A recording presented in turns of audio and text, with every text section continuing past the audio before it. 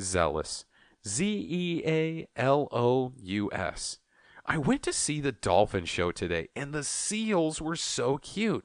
The seals were all super zealous to show off their talents.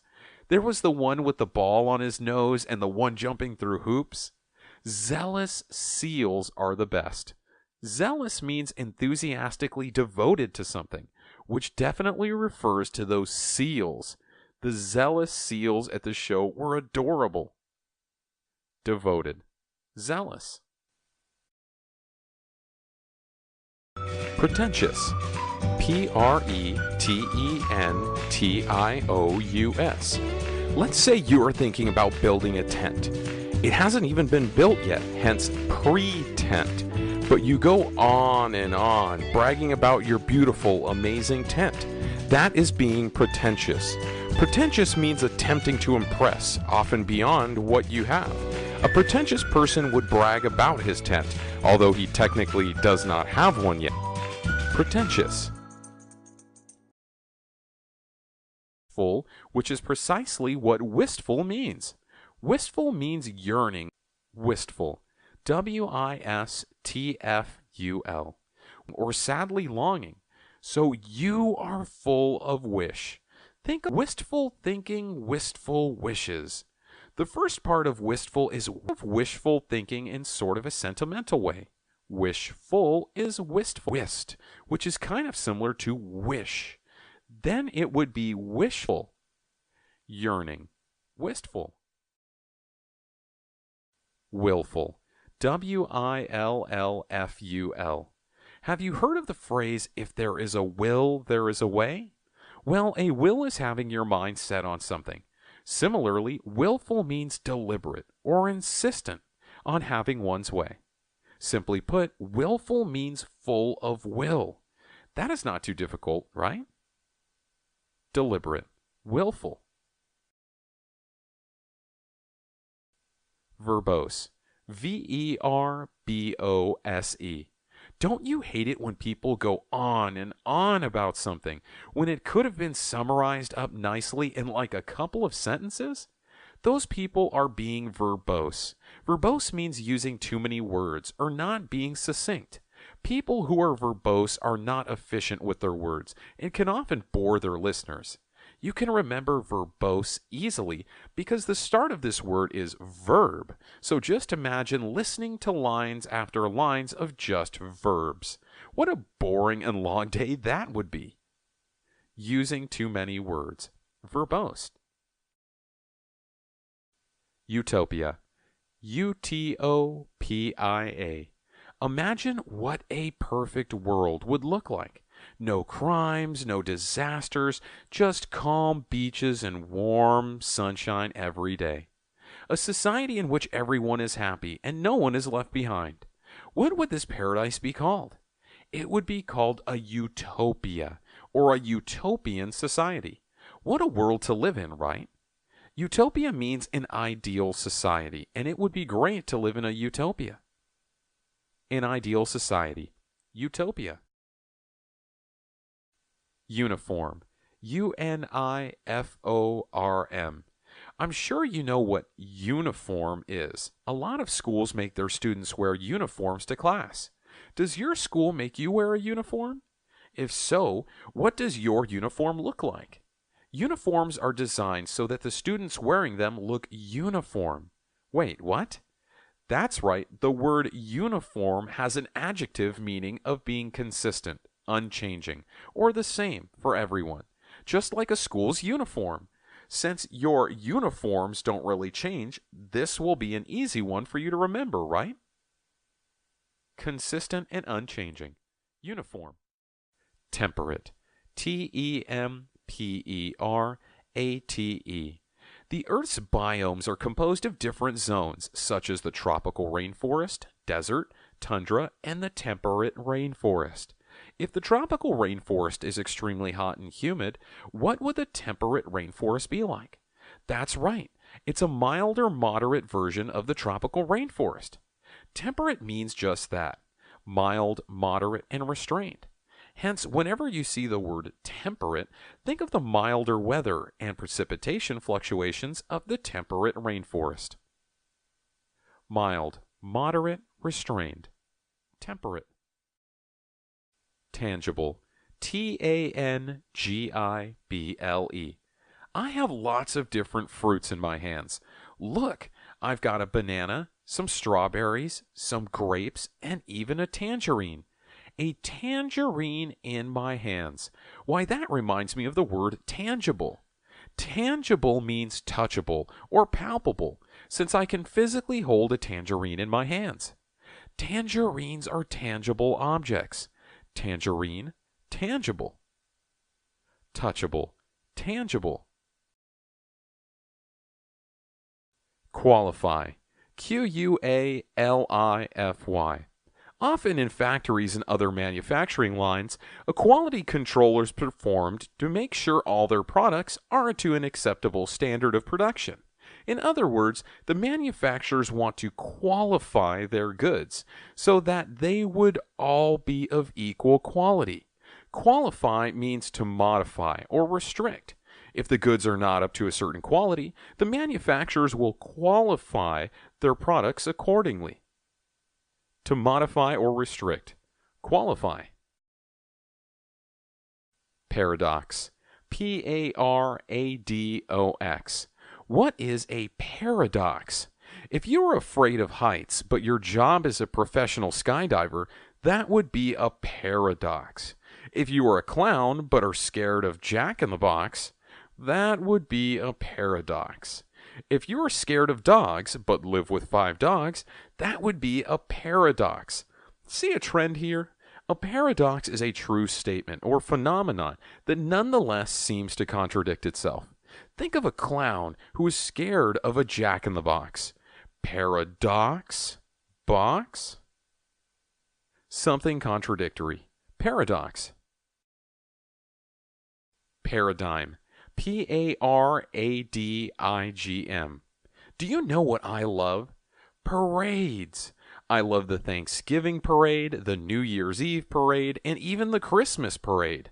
Parades are the paradigm of my interests. What does that mean? Well, the word paradigm means a model or an example of something. So that would mean that parades exemplify what I love. Paradigm. A model or example. Paradigm. Paradigm. Paradigm. Do you know what I love? Parades. I love the Thanksgiving parade, the New Year's Eve parade, and even the Christmas parade. Parades are the paradigm of my interests. What does that mean?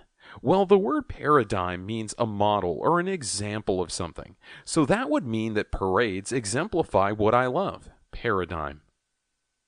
A model or example. Paradigm. Pacify. Pacify. Close your eyes and imagine the Pacific Ocean, the warm sea breeze, the beautiful sparkling water, and the perfectly still white sand beaches. All these relaxing images of the Pacific Ocean is so lovely, can't you just fall asleep from just daydreaming? Ha! I just pacified y'all. To pacify someone is to calm someone down or to soothe someone. The calm, relaxing image of the Pacific Ocean totally pacified you guys. Am I right? When you hear the word pacify, think of those seashells and pretty white beaches. To calm. Pacify. Painstaking. Painstaking. All right, time for another word dissection. The word for now is painstaking. Right away, I see pain, and I see staking. I'm sure you know what pain is, and staking means to support. So, supporting pain? What could that mean? Well, painstaking means being extremely careful or taking pains. Think of it like this. A scientist planned his experiments so painstakingly in detail that he had to endure the pain of staying in his laboratory for days at a time. Extremely careful. Painstaking. Obtuse. Obtuse. What is an obtuse angle? You learn in geometry that an obtuse angle is any angle that is larger than 90 degrees. Well, let's try to extrapolate on that definition. If an obtuse angle is a large angle, what would the word obtuse mean aside from the context in geometry? Actually, obtuse means insensitive or blockheaded. Think of it like this: a tiny person with a giant obtuse head who is not listening to a single word anyone else is saying. Can you picture it? Insensitive or blockheaded. Obtuse. Obscure. Obscure. Obscure. Hidden in the mystical forest, a hint of clouds circumnavigated the mythic doe in a ghastly yet foreboding embrace. Get what I'm talking about? No? Good. That means I've done my job. I was trying to give you a glimpse of obscurity to puzzle all y'all. Obscure means unknown, dark, and hard to understand. When it is so dark and misty outside, you better hope there is a security officer on duty. Security for obscurity? Hard to understand. Obscure. Nostalgia. Nostalgia. One of my favorite words. Nostalgia. Let's put this into perspective. Imagine you are a horse, and you normally live in a stall. You are out with your rider, riding for the whole day, and then you are exhausted. You miss your home and your stall. There's no stall around, so you miss it even more. Get it? No stall. Hence, nostalgia. Nostalgia is a sentimental longing for the past or homesickness. A horse with no stall? Homesick and nostalgic. Nostalgia. Nebulous. Nebulous. We all live on the planet Earth. Our planet is actually part of a nebula called the Horsehead Nebula. Now, if you look at a picture of our nebula, does it 100% accurately look like a horse's head? Probably not. It'll look somewhat like a horse's head, but will be too hazy and vague to be an exact replica. Likewise, nebulous means vague, hazy, and indistinct. For instance, you might say that the boundaries of the Horsehead Nebula were too nebulous to resemble an actual horse's head. Hazy, nebulous. Narcissism.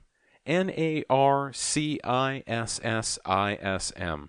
In Greek mythology, Narcissus was a boy who fell in love with his own reflection in the pond. From that, could you guess what narcissism would mean? Narcissism means an excessive love for one's body or oneself. A person who looks in the mirror excessively and loves taking selfies may be a narcissistic person. Imagine Narcissus taking 1,000 selfies per day. A person suffering from narcissism is a narcissist. Excessive self-love. Narcissism. Malleable. Malleable. When you say something is malleable, you are saying that it is easy to shape or bend. Something that can be easily moldable is a malleable thing. A person can also be considered malleable. For instance, if someone is often swayed by others and can easily be manipulated, then he or she is a malleable person. Moldable, malleable. Easy to shape or bend. Malleable. Malignant. Malignant. Malicious, malignant, mal. Lots of words that start with the letters M-A-L means evil or harmful. Likewise, a malignant tumor is a tumor that is cancerous and thus will cause harm. Just remember, when a word begins with mal, it is most likely something harmful and evil. Malignant means causing harm. Expected, right? Harmful, malignant. Lethargy. Lethargy. Put the words lack and energy together, and you can get the word lethargy. Lethargy refers to sluggishness, laziness, drowsiness, or indifference. Hence, a lack of energy would be the exact definition of lethargy. A lethargic person has no drive or motivation. A lethargic staff is not likely to be helpful, and a lethargic dog will not fetch the ball when you throw it. Laziness and indifference. Lethargy. Levity. Levity. When you talk about the gravity of a situation, you are referring to the seriousness of that situation. On the other hand, if you were talking about the levity of the situation, you mean the exact opposite.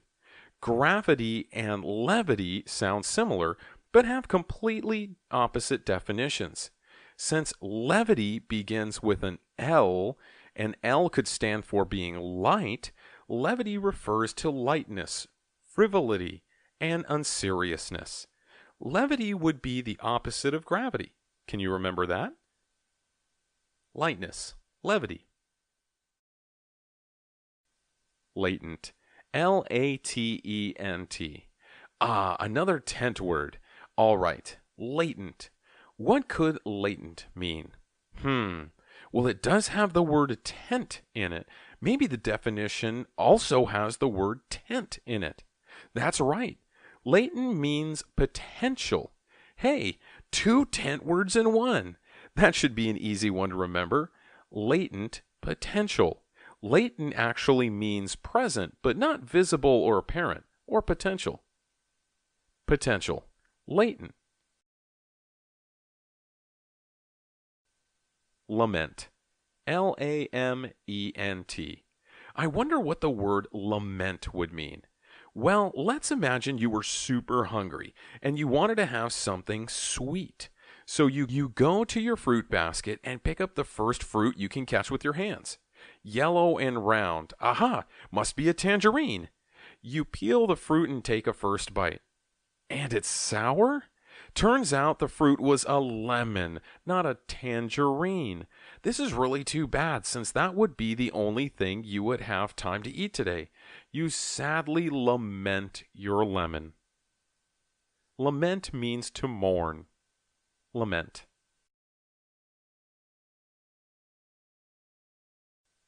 Kinetic. Kinetic. Let's have some fun and fly a kite.